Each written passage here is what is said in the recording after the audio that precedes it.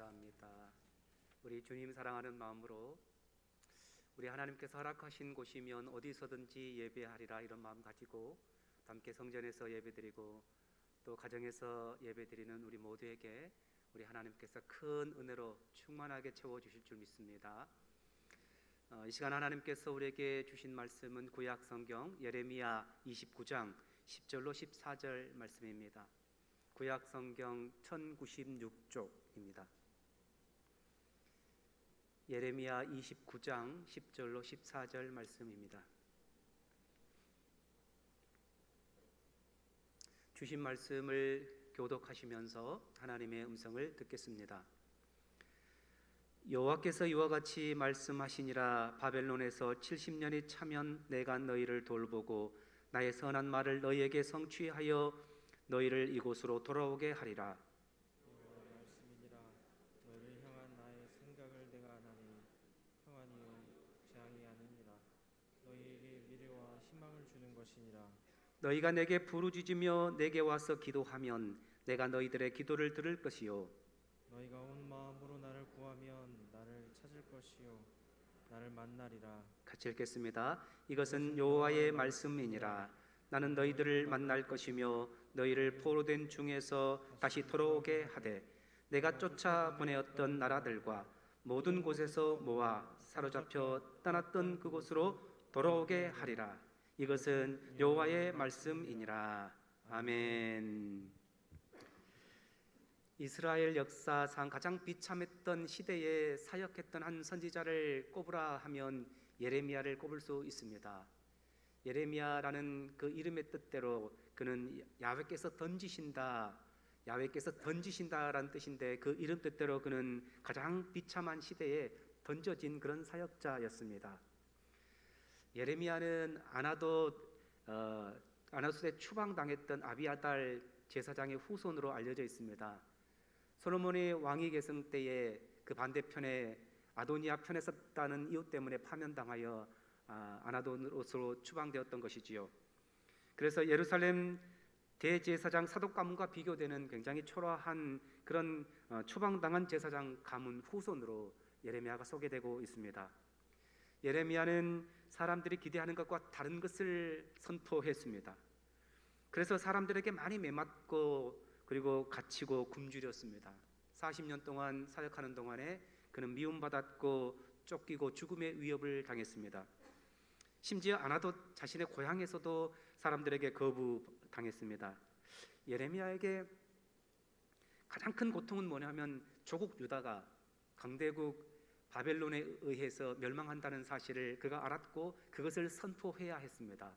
당시에 많은 선지자들은 하나님께서 보내지 않았음에도 불구하고 그들이 선포하기를 아니다, 우리나라는 바벨론에 멸망당하지 않는다 그렇게 선포했지만 예레미야는 하나님께서 주신 양심상 그렇게 할 수 없었습니다.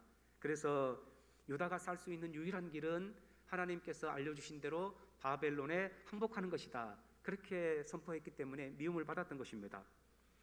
그렇게 비참한 시대에 던져졌던 선지자, 매맞고 갇히고 굶주렸던 선지자 예레미야를 통해서 하나님은 오늘 바벨론 땅에 포로로 던져진 그런 유다 백성들에게 위로의 메시지를 선포하고 있습니다. 오늘 본문의 배경이 되는 말씀은 우리가 읽지 않았지만 29장 2절 말씀입니다. 그때는 여고니아 왕과 왕후와 궁중 내시들과 유다와 예루살렘의 고관들과 기능공들과 토공들이 예루살렘에서 떠난 후라. 그러니까 남유다가 바벨론에 멸망당해서 4차까지 이렇게 포로로 끌려갔거든요. 근데 지금은 이 1차 끝나고 2차 포로 때의 이야기입니다.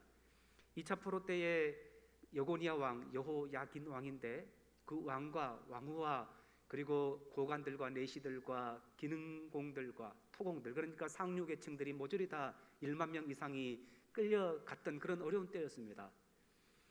그럴 때에 이 일이 있고 난 후에 하나님께서 예레미야에게 바벨론으로 포로에 끌려간 1차, 2차 때 끌려간 그런 사람들에게 하나님께서 편지를 써서 말씀을 선포하게 하신 것입니다.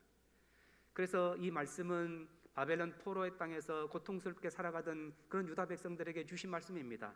동일하게 우리는 어쩌면 우리가 이 시대에 사로잡혀 있는 그런 때인지도 모릅니다. 그래서 오늘 주신 말씀을 통해서 하나님께서 주시는 위로 메시지가 동일하다고 생각됩니다. 주신 말씀을 통해 하나님이 어떤 분이신지, 우리에게 말씀하신 것이 무엇인지 발견할 수 있기를 바랍니다. 아멘. 첫 번째, 하나님은 온 세상을 다스리시는 분이심을 분명히 말씀하고 있습니다. 우리 읽지 않았지만 오늘 29장 4절 말씀을 같이 한번 읽겠습니다. 만군의 여호와 이스라엘의 하나님께서 예루살렘에서 바벨론으로 사로잡혀 가게 한 모든 폴에게 이와 같이 말씀하시니라. 아멘. 4절과 8절 말씀에 우리 하나님을 소개하면서 만군의 여호와 이스라엘의 하나님이라고 소개하고 있습니다. 편지는 예레미야가 쓰고 있는데 그 말씀하시는 주체가 누구입니까? 만군의 여호와 하나님이십니다. 보통 하나님을 소개할 때 여호와께서 말씀하셨다 또는 하나님이 말씀하셨다 이렇게 소개할 수도 있는데, 본문에는 명확하게 강조해서 만군의 여호와 이스라엘의 하나님이라고 강조하고 있습니다. 이유가 뭐겠습니까? 특별히 그 당시의 전쟁은 신들과의 전쟁이라고 생각되었습니다. 그래서 전쟁에서 진 백성들은 우리 신이 약해서 그렇다 이렇게 생각했던 것이죠. 1차, 2차에 걸쳐서 많은 유다 백성들이 바벨론의 포로로 끌려갔을 때에 그들의 마음속에 패배의식이란 너무 컸을 것입니다. 우리가 믿고 있는 여호와 하나님 굉장히 강한 분이시고 전능한 하나님으로 그렇게 믿었는데 바벨론의 느고 신보다 더 못하는 그런 초라한 신은 아닌가, 선민의 정체성이 흔들릴 그럴 쯤에 하나님께서 아니다, 하나님은 만군의 여호와 이스라엘의 하나님이라고 분명히 말씀해 주고 있습니다. 또한 특별히 당시의 신의 개념은 지역신의 개념이었습니다. 신들마다 다 맡은 지역이 있다고 생각했던 것이죠. 그래서 하나님 여호와는 이스라엘 땅에서만 다스리시는 하나님으로 믿었습니다.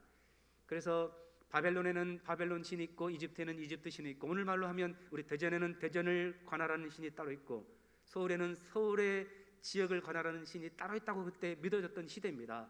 그래서 이 포로들이 팔레스타인 그 예루살렘 지역에 있을 때는 그들에게 환란이 있어도 문제가 없습니다. 왜요? 하나님께서 도와주시고 보살펴 주시니까. 근데 그들이 이제 이역만리를 떠났습니다. 바벨론 땅에 포로로 끌려갔습니다. 이제 누가 그들을 보살펴주고 도와준단 말입니까? 이런 의심과 두려움 가운데 있었습니다. 그럴 때 하나님께서 아니다, 예레미야를 통해서 하나님은 만군의 여호와 이스라엘의 하나님이심을 분명히 말씀하고 있습니다. 이 만군의라는 단어, 만군의라는 단어의 뜻은 군대를 주관하는, 전쟁을 주관하는 그런 뜻이 있습니다. 특별히 이 전 세계 온 우주 전체까지 다 주관하시는 이런 뜻이 있습니다. 그러니까 만군의 하나님으로 소개해 주는 것은 하나님은 한 지역에만 국한된 그런 하나님이 결코 아니고 온 우주 만물을 통제하시고 주관하고 다스리시는 그런 하나님이신 것을 분명히 말씀해 주고 있지요. 그래서 하나님은 바벨론 땅에 포로로 끌려간 그들에게 버리지 않고 돌보시고 함께 하시는 하나님이신 것을 분명히 말씀해 주고 있죠. 여러분, 맞습니다. 우리 시대에도 하나님은 만군의 하나님이십니다. 믿습니까? 우리가 의지하고 믿고 예배하는 하나님은 만군의 여호와 하나님이신 줄 믿습니다. 하나님께서 힘이 없어서 우리 가운데 질병이 있고, 하나님께서 힘이 없어서 우리 가운데 갈등이 있고 고난이 있는 것이 결코 아닙니다. 하나님은 바이러스도 다스리시고 전염병도 다 통제하시는 전능하신 하나님이신 줄 믿습니다. 그 하나님을 우리가 믿고 섬기고 있기 때문에 하나님을 신뢰함으로 두려움에서 벗어나시기 바랍니다. 그런데 하나님은 우리 인생 가운데 필요해서 하나님의 특별한 계획과 생각 속에 우리 가운데의 전염병도 때로는 갈등과 위험도 우리 가운데 허락하실 뿐이지 하나님께서 허락하신 것입니다. 그래서 오늘 본문에서 뭐라고 말합니까? 하나님께서 사로잡혀 가게 했다, 하나님께서 사로잡혀 가게 한 너희들에게 말한다 라고 말씀하고 있죠. 두 번째, 우리를 향한 하나님의 생각은 평안임을 말씀해 주십니다. 우리 11절 말씀을 또 같이 한번 읽도록 하겠습니다. 여호와의 말씀이니라, 너희를 향한 나의 생각을 내가 아나니 평안이요 재앙이 아니니라, 너희에게 미래와 희망을 주는 것이니라. 아멘. 여러분, 이상하지 않습니까? 적국의 포로로 끌려간 것이 얼마나 큰 재앙입니까? 재앙 맞지 않습니까? 특별히 사로잡혀가게 한이란 표현이 4절과 7절에 나오죠. 이 말의 원뜻은 뭐냐면 발가벗겨진 그런 뜻입니다. 거대 군동에서 전쟁이 일어나서 이제 패배국에서는 승전국에서 패배국 백성들을 끌어갈 때에 모든 중요 부위만 가린 채 그냥 발가벗겼습니다. 수치를 주기 위함입니다. 패배했다는 것을 깨닫게 하기 위함입니다. 그래서 벽화라든지 아니면 또 그 예전 고대 그림을 보면은 그 노예들처럼 그렇게 패전국 백성들은 발가벗겨져서 끌고 가는 것을 볼 수 있지요. 그래서 포로들을 향해서 뭐라고 하냐면 옷을 벗기운 자라는 뜻으로 우리말에서는 사로잡힌 자라고 표현되어 있습니다. 그래서 성경에 보면 사로잡힌 자들이 돌아왔을 때에 사로잡힌 자가 어떻다 이렇게 사로잡힌 자라는 표현이 굉장히 많이 나옵니다. 이 뜻은 옷을 발가벗겨진 자 이런 뜻이거든요. 그러니까 이 표현을 들을 때마다 굉장히 수치스럽고 재앙이고 힘든 것입니다. 그런데 오늘 포로 상황에서 백성들은 그래서 하나님에 대한 두 가지 중 하나를 분명히 그런 생각을 가지고 있었을 것입니다. 하나님은 우리를 보호하지 못하는 무능한 신이다. 그래서 우리를 바벨론에 넘기셨다. 두 번째는 하나님은 힘이 있을지라도 우리를 사랑하지 않는다. 우리가 잘못했을 때 벌 주고 우리에게 진노하시는 하나님이다. 이렇게 생각했을 것입니다. 이런 처지의 유다 자손들에게 하나님은 오늘 11절 말씀을 통해서 너희를 향한 나의 생각을 내가 아나니 평안이요 재앙이 아니다라고 분명히 말씀해주고 있죠. 여기서 중요한 것이 하나님이 생각을 가지고 계시다는 것입니다. 생각이란 말은 계획이란 의미고 의도라는 뜻입니다. 그러니까 하나님께서 여러분 우리에게 하나님이 내 인생의 의도를 가지고 계시다, 하나님이 내 인생의 계획을 가지고 계시다는 말이 얼마나 큰 은혜입니까? 아이들에게 우리가 이제 교사분들이 딱 이렇게 아이들을 만나볼 때 그런 고백을 하면 아이들에게 꿈이 없어요, 아이들에게 비전이 없어요. 우리 아이들도 가끔 이제 방학 때 너 이번 이 방학 때 무슨 계획을 가지고 있니? 특별한 계획이 없습니다. 아이들에게. 여러분 가끔은 내 인생도 내가 무엇을 하고 어떻게 살아야 될지를 계획이 없는 사람이 얼마나 많습니까? 그럼에도 불구하고 살아계신 하나님께서, 만군의 여호와 하나님께서 내 인생에 생각이 있으십니다. 계획을 가지고, 일정표를 가지고, 내 인생의 청사진을 가지고 내 인생을 주관하고 계시다는 것이 얼마나 큰 은혜입니까? 그런데 하나님의 생각은 우리의 생각과 다른 경우가 참 많습니다. 하나님은 우리가 생각하지 못한 가장 최상의 계획을 우리 인생을 위해 가지고 계신 줄 믿습니다. 그래서 지금 말씀하고 계시는 것입니다. 하나님께서 하나님의 그 계획과 생각에 의하면 바벨론 포로의 그 현실은 재앙이 아니고 그들에게 평안을 주기 위함이고 오히려 미래와 희망을 주기 위함이라고 분명히 말씀하고 있습니다. 여러분 그렇습니다. 우리 하나님은 결코 우리에게 재앙을 주고자 하시는 분이 아닙니다. 어쩔 수 없이 재앙 가운데 우리를 몰아넣을 때도 있지만 궁극적인 목적은 우리에게 평안을 주기 위함이고 우리에게 미래를 주기 위함인 줄 믿습니다. 하나님께서 얼마나 우리에게 평안을 주기를 원하신지 여러분 아시죠? 여러분 어제 문자 받으셨죠? 교회 예배 안내. 거기도 바로 민수기 22장 6절 말씀에 그 평강이 원한다고 이렇게 말씀해 주고 있습니다. 역대상 22장 9절 말씀입니다. 보라, 한 아들이 내게서 나리니 그는 온순한 사람이라 내가 그로 주변 모든 대적에게서 평온을 얻게 하리라. 그의 이름을 솔로몬이라 하리니 이는 내가 그의 생전의 평안과 안일함을 이스라엘에게 줄 것임이니라. 아멘. 하나님께서 택하신 다윗에게 그렇게 이제 평안을 약속하셨습니다. 내 나라를 내가 평강 가운데 평안케 하겠다. 그런데 이 평안을 약속하시면서 하나님께서 너무나 확실함을 보여주기 위해서 눈으로 보여줄 수 있도록 평안을 주셨는데 그 아들의 이름을 솔로몬이라 하라. 여러분 솔로몬 뜻이 뭡니까? 평강입니다. 평화고 평안입니다. 그래서 솔로몬의 그 이름의 뜻은 샬롬에서 왔지요. 이 평안이 바로 샬롬입니다. 다윗은 이 솔로몬을 볼 때마다 하나님은 나의 인생에 우리 왕국에 평안을 주셨구나, 샬롬을 주셨구나, 이것을 눈으로 보고 이렇게 살 수 있었던 것입니다. 하나님은 비록 유다 백성들이 포로로 잡혀와 있지만 정말 포로의 땅에서 마땅히 포로가 당해야 될 것이 뭡니까? 수치고 어려움이고 고통이지요. 그러나 하나님의 본심은 그것이 아니었습니다. 그래서 7절 말씀에 이렇게 말씀해 주시는데 우리 7절 말씀을 같이 읽도록 하겠습니다. 너희는 내가 사로잡혀 가게 한 그 성읍의 평안을 구하고 그를 위하여 여호와께 기도하라. 이는 그 성읍의 평안함으로 너희도 평안할 것임이니라. 아멘. 평안이란 말이 3번이나 반복되고 있죠. 하나님께서 그만큼 이스라엘 백성들에게 포로로 잡혀 있는 그 포로들에게 평안을 주기를 원하시는 것입니다. 그 성읍에 평안을 주기를 원하시는데 바벨론이 마음에 들어서가 아닙니다. 포로로 잡혀 있는 당신의 백성을 평안케 하기 위해서 평안을 주시기를 원하셨던 것이죠.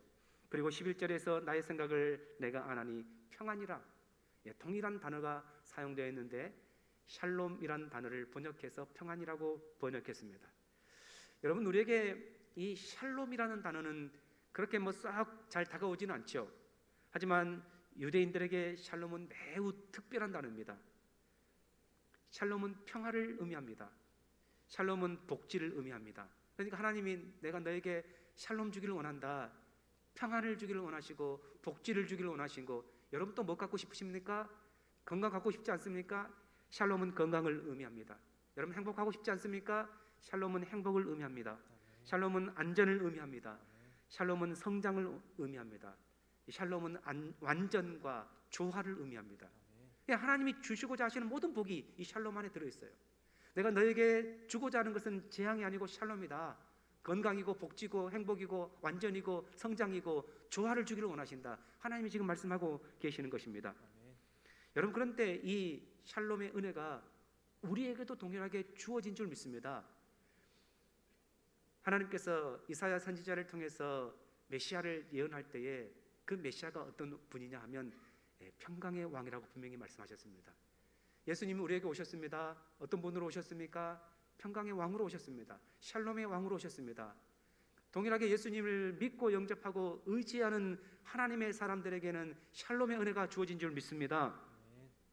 그래서 여러분, 내 삶에 나는 고통이고 재앙이라고 혹시 여겨지는 그런 것들이 있습니까? 평화의 왕, 샬롬의 왕, 우리 주님의 시선으로 내 인생 바라볼 수 있기를 바랍니다. 우리 주님께서 분명히 말씀하시죠. 내가 너에게 주고자 하는 것은 재앙이 아니다.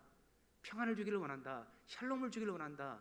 건강을 주기를 원하고 복지를 주기를 원하고 그리고 안전과 행복을 주기를 원한다 말씀하신 줄 믿습니다. 우리에게 그렇게 평안 주시는 주님의 은혜가 깨달아지는 은혜가 있기 바랍니다. 아멘. 세 번째, 하나님은 우리에게 미래와 희망을 주신다고 말씀하시죠. 우리는 현재의 만족, 현재의 기쁨, 이 현재의 달콤함, 이것을 많이 추구하게 됩니다. 그래서 이 현재의 승진, 현재 잘 나간 것, 이런 것들이 없이 오히려 좀 미끄러지고 또 건강에 이상이 생기고 또 내가 바라는 것이 아닌 다른 시험과 역경이 올 때에 우리는 불행해합니다. 이것은 내 인생의 재앙이라고 생각하기 쉽습니다. 하지만 하나님의 생각은 다릅니다. 현재는 좀 힘들고 현재는 좀 고통스럽고 현재는 좀 마음에 들지 않을 때가 있습니다. 하나님의 계획 속에 필요해서 우리에게 하나님이 허락하신 것들입니다. 하지만 이런 형편 속으로 우리를 몰아가시고 이런 형편을 우리에게 허락하시는 이유가 뭐겠습니까? 마침내 결국은, 미래라는 것은 마침내라는 뜻이거든요. 마침내 결국은 우리를 구원하기 위함입니다.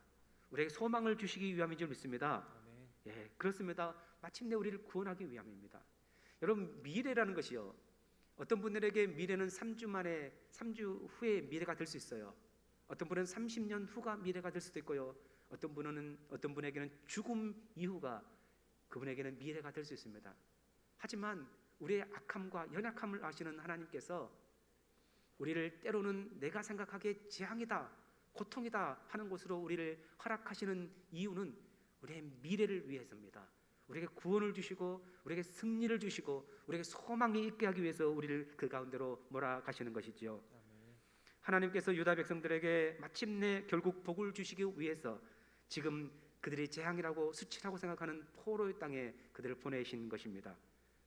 여러분, 그러면 이들에게 희망과 미래가 무엇일까요? 회복입니다. 돌이킴입니다. 우리 14절 말씀을 같이 읽겠습니다.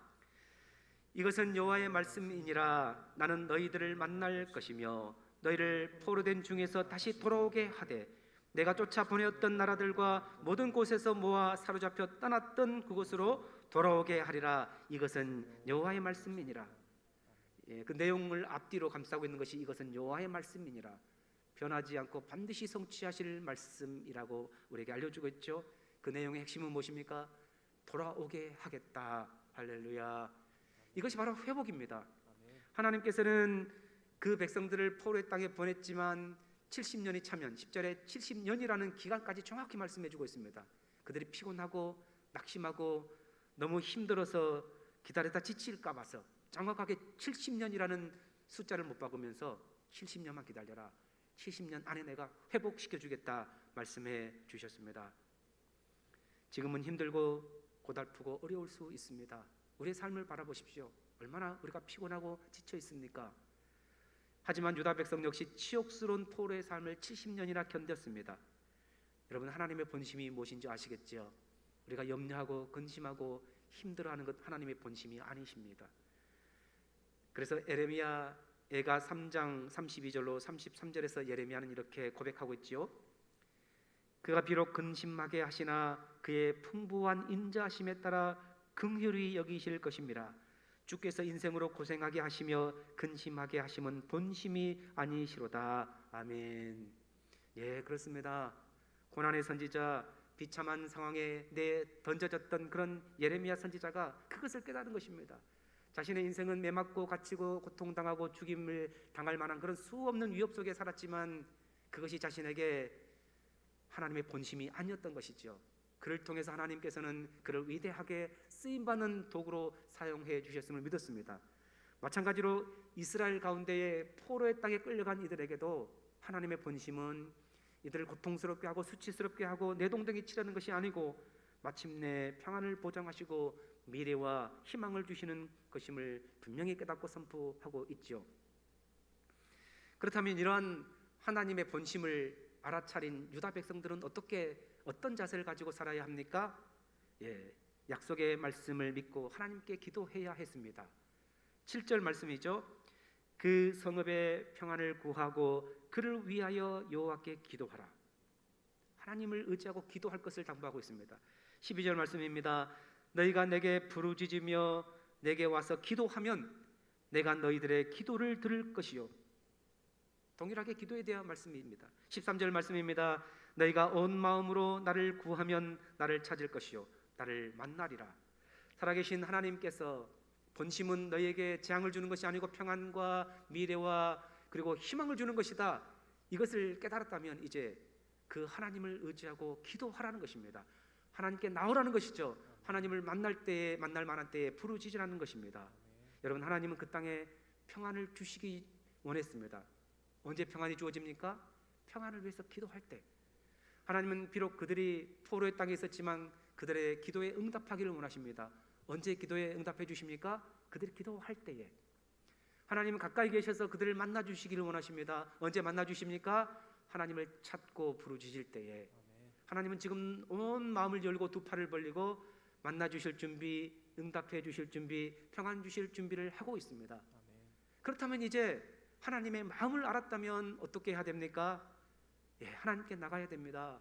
하나님께 기도해야 하고 하나님을 의지할 수 있기를 바랍니다. 여러분, 우리의 삶의 건강도 좋고 물질도 좋고 평안도 좋습니다.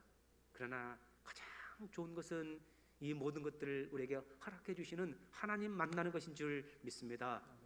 어려움이 있습니다. 지쳐 있습니다. 그때에 하나님을 구하십시다. 하나님께 부르십시다. 그러면 하나님은 반드시 우리 만나 주실 것입니다. 회복해 주실 것입니다. 왜 그렇습니까? 하나님의 본심이 우리에게 근심하고 염려하는 것이 아니고 평안과 미래와 소망이기 때문인 줄 믿습니다. 오늘은 8월 15일이죠. 광복 76주년 되는 날입니다. 우리가 지금 자유롭게 이렇게 평안하게 예배 생활도 하고 또 자유를 누리는 것들은 수많은 애국 독립 투사들의 피 맺힌 한 것 때문인 줄 믿습니다. 그로 인해 이분들의 헌신과 죽어줌으로 인해서 1945년 8월 15일 우리는 광복을 맞이했습니다. 우리가 아는 것처럼 수많은 이런 애국지사들, 광복군들, 독립투사들, 또 이와 함께 해외에서 중국과 만주와 연해주와 일본과 미국 등지에서 이런 무장 투쟁을 위해서 수많은 헌금을 이렇게 보내줬던, 후원금을 보내줬던 이런 동포들의 뜨거운 헌신 때문에 우리는 회복되었죠. 하지만 그것이 전부가 아니었습니다. 그에 못지않은 교회의 기도가 있었습니다. 믿음의 선진들이 하나님께 부르짖었습니다. 하나님을 구했습니다. 이 땅을 고쳐주시고 우리나라 붙들어 주십시오. 고백하고 기도하고 부르짖었을 때에 하나님은 우리 믿음의 조상들의 기도를 들어주셔서 우리 민족을 돌보셨습니다. 그리고 우리를 회복시켜 주셨고 우리에게 광복을 허락하셨죠. 그 은혜에 감사하며 지금의 내 삶에 혹시 재앙이라고 여겨지는 것 역시 여러분 하나님의 시각으로 본다면 하나님의 시간표 속에 하나님의 계획 속에 보면은 우리에게 평안을 주기 위한, 미래를 주시기 위한 한 단계일 뿐입니다. 이것을 확신하십시다. 그래서 지금의 어려움과 고통에 때문에 낙심보다는 하나님의 신실하신 그 말씀, 반드시 내 인생의 가운데 성취해 주실 그런 평안과 미래와 그리고 소망과 희망을 생각하면서 말씀처럼 확신한다면 죽기로 나가 하나님께 기도하고 하나님을 만나는 우리 복된 인생 되시기 바랍니다. 아멘. 기도하겠습니다. 하나님 아버지, 우리 하나님의 우리를 향한 마음이, 하나님의 본심이 고통과 시련과 재앙이 아니라 평안과 미래와 희망인 것을 말씀해 주셔서 감사합니다. 유다 포로에게 또 그들에게 반드시 회복의 때가 있을 것임을 말씀하셨던 것처럼 하나님, 우리의 삶에도 고통스럽고 또 어렵고 힘든 삶의 연속이지만 반드시 우리도 회복시켜 주실 것을 믿습니다. 그러한 확신과 믿음을 갖는다면 우리의 기도에 응답해 주시고 우리에게 평안 주시고 만나 주시기를 기뻐하시는 하나님께 부르짖고 기도하고 하나님께 나오는 우리 되게 하여 주옵소서. 그래서 주님, 순간에 이런 달콤함이 없다 할지라도 지금은 쓰고 고통스러워도 살아계신 하나님께 붙어 있고 하나님의 손에 붙들린 우리의 인생이 가장 안전하고 평안이 넘치는 삶인 줄 믿습니다. 그래서 주께 나오는 우리 모든 믿음의 권속들 되게 하여 주옵소서. 예수님 이름으로 기도하옵나이다. 아멘.